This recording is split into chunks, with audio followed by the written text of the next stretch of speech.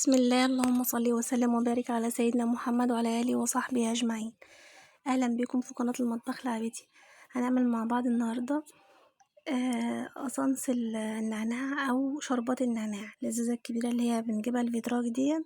رحت أسأل عليها كل يوم اللي عايزين ليمون بالنعناع، فأنا رحت أسأل عليها قالوا لي ب130 جنيه. فأنا قلت هعمل أنا قصنص النعناع واسيبه في التلاجة واعمل منه بقى كل يوم وقت ما احتاج يبقى موجود عندي.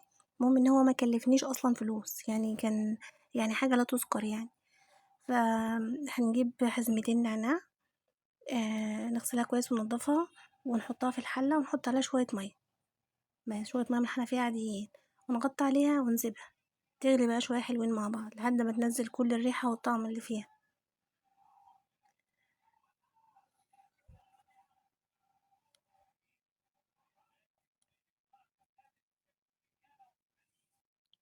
حط عليها كوبايتين مية او 3 زي ما انت عايزة. احنا مش هنقدر المية دلوقتي، هنقدرها بعدين لما نيجي نحط عليها السكر.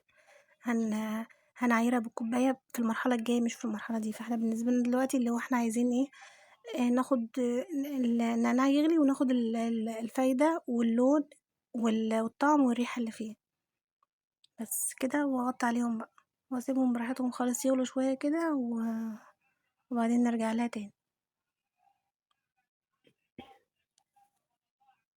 بس هي كده كانت غلت ونزلت كل اللون اللي فيها ونزلت كل الطعم اللي فيها و...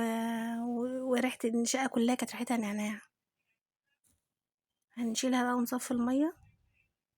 طريقته طلعت سهلة جدا جدا. انا مش كل يوم هقول لكم ان الحاجة سهلة، هي فعلا سهلة سهلة يعني. جربي، الموضوع مش مكلف اصلا، جربيها كده هتلاقي الدنيا حلوة ان شاء الله يعني.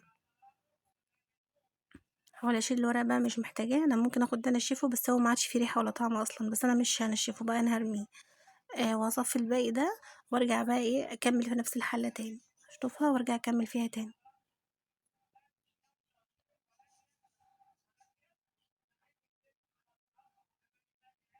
ممكن بقى نعمل سموزي كل يوم ليمون بالنعناع، حلو قوي في الحر ده. نعمل عصير بالنعناع، ليمون عادي بالنعناع. ممكن نعمل اللي هو المشروب الغازي اللي هو بالليمون ده، سواء سيفن سبرايت حاجة زي كده يعني. ونحط عليها نعناع بتبقى طعمها خطير.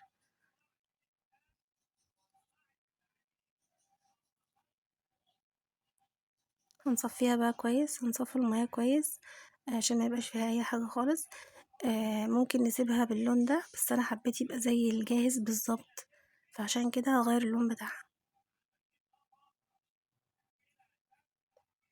انا صفيتها في المنخل ده عشان ما يعديش اي حاجه، مفيش اي حاجه تعدي خالص، مرضتش اصفيها بمصفى عاديه.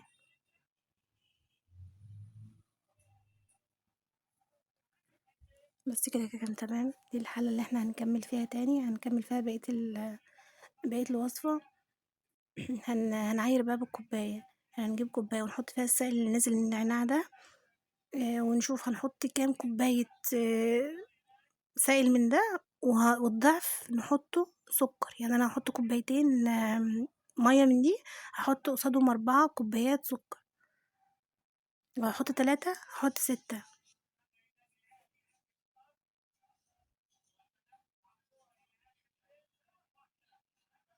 سهل وما خدش وقت وطعمه حلو وريحته جميلة. مش عارفة، حاسة ان هو اجمل من اللي احنا كنا بنجيبه جاهز.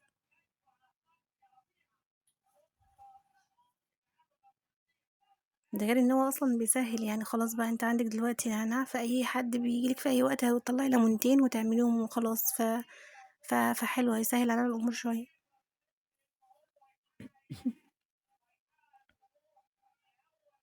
حطيت انا كوبايتين مية، بحط 4 كوبايات سكر واسيبهم يغلوا على النار كويس.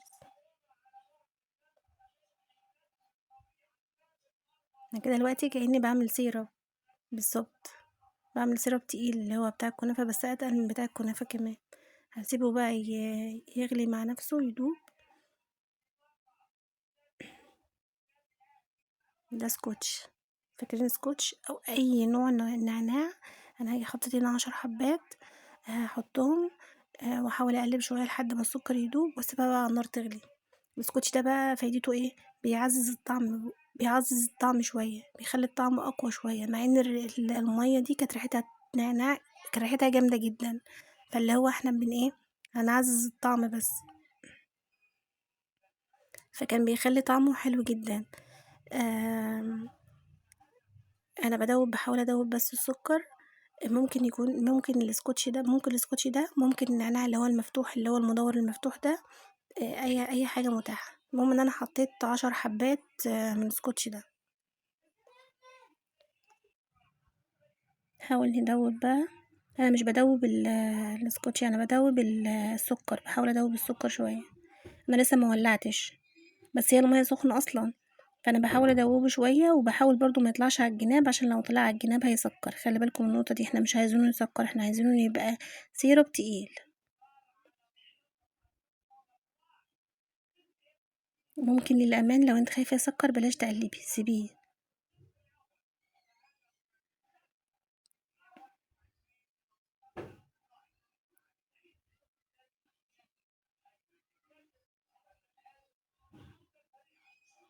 هنا كان غلا وحاول وتقل شويه. فالمفروض اول ما يغلي كده انا بعصر عليه عصره ليمونه، نص ليمونه بعصرها عليه، عشان دي هتبقى المادة الحافظة بتاعته. هنا بقى اللون ده لون طعامي غذائي. انا كنت لسه اول مرة استخدمه، يعني اول مرة استخدم اللون الاخضر ده، فكنت بحاول انزل، ما كانش بينزل، فالمهم ان انا فتحتها خالص ونزلت منها نصتين فقط. انا ليه ما حطيتش اللون في الاول؟ خفت لحسن احطه على النار. انا ما رضيتش احطه في الاول بقى، عشان خفت لحسن اللون يتقل، يبقى تقيل. انا عايزه اللون ده بالظبط، فحطيت نقطتين اتنين فقط. ده لون غذائي، مش مضر ولا حاجه، جايباه من محل مستلزمات الحلويات. ده اللي احنا كنا بنلون بيه الكريمه، لو عايزين كريمه ملونه بنلونها بيه. ده كده احنا عندنا لون وطعم وريحه، بس لسه عايزاه يتقل شويه، ف هسيبه شويه على النار لحد ما يتقل كده. حاسه قوامه تقريبا حلو، هطفي عليه وانقله في حاجه تانية. كان ممكن اسيبه في الحله، بس انا نقلته في حاجه تانية، انا خفت اللون يأثر على الحله بصراحه، فقلت لا، هنقله في حاجه ازاز. آه و... وسمكه كان جميل، واسيبه يهدى كده ويبرد، وبعدين ابقى اكمل بقى واعمل بقى عصير. فكان لما برد، يعني انا كنت لسه لحد المرحله دي مش حاسه ان هو زي اللي انا بجيبه. لما برد شويه، لا، كان جميل، جميل خالص خالص. يعني حطيته في ازازه بقى، خلصت عملت بيه وحطيته في ازازه وحطيته في التلاجة يبقى موجود عندي، وقت محتاجه اطلع معلقتين على ليمون واعمل ليمون بالنعناع. حلو، يستاهل التجربه فعلا. وببلاش، يعني إن كوبايتين سكر واربع كوبايات سكر وحزمه نعناع والسكوتش. هنا بقى انا راح اعمل عصير، راح اجربه. حطيت 3 ليمونات متقشرين، و4 معالق سكر، وشوية مية، وهضربهم واصفيهم، واحط بقى ممكن احط معاها ليمون نعناع، ممكن احط لو انا عايزة سموزي احط تلج بعد ما اصفيها. يعني اعمل الخليط ده واصفيه، وبعدين ارجعه تاني في الخلاط مع التلج، مع معلقة سيرم نعناع، يبقى سموزي نعناع تحفة، لو احنا بنشربه بره اصلا بمبلغ وقدره. هنا ده ليمون نعناع عادي اللي احنا كنا بنعمله عادي يعني، ده عصير ليمون عادي. احنا بقى نحط معاه شوية نعناع، بيوديه في حتة تانية، وبيخلي لونه كده اللي هو يشوفه يقولك ده ايه، هو ده ايه اصلا.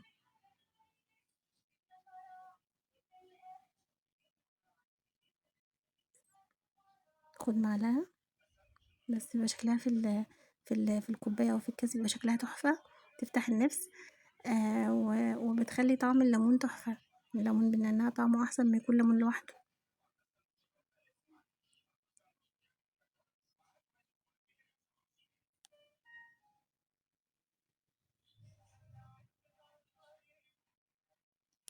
حطي بقى مكعبات التلج. ده الطريقة دي، طريقة التقديم بتختلف من اللي انت تحبيه، وعلى حسب، يعني على حسب انت بتقدمي لكبار صغيرين ضيوف ليكوا في البيت.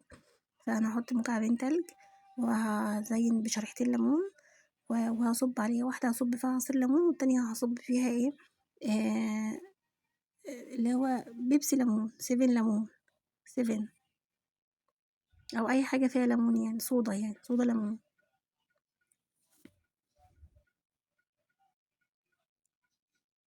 كان طعمه تحفة، طعمه تحفة يستاهل التجربة وببلاش.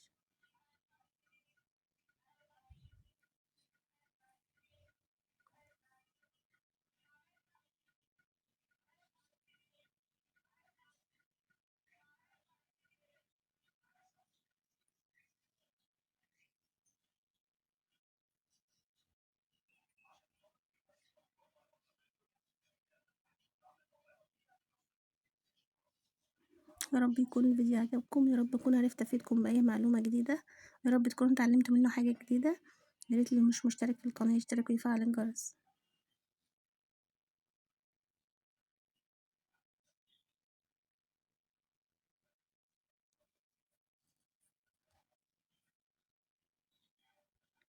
بصوا هنا بقى على شكل الكوباية في التقديم، شكلها تحفة.